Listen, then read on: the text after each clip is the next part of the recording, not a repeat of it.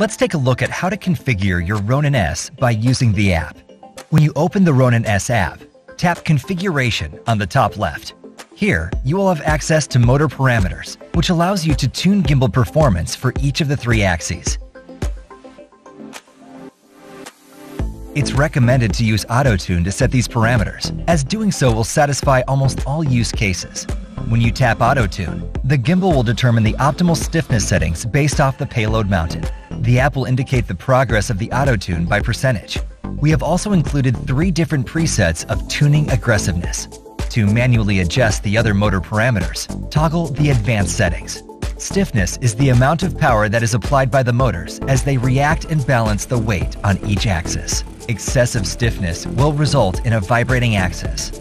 Strength addresses the attitude error by reacting to changes in camera orientation. You can increase strength whenever encountering attitude errors greater than 1.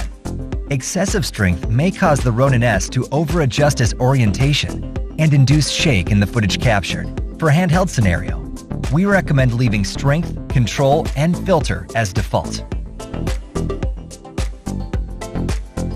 Tap Smooth Track to configure how the Ronin-S reacts to your movement, as well as the push function on all 3 axes, allowing intuitive gimbal orientation adjustment.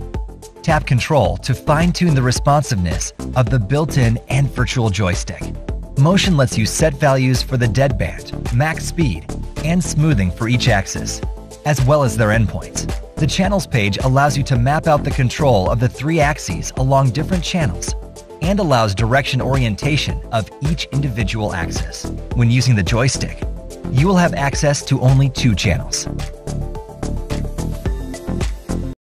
Tap Settings to access more configuration options, such as switching between handheld and car mount mode. You can also pause the motor, switch user profiles, or remotely recenter the gimbal.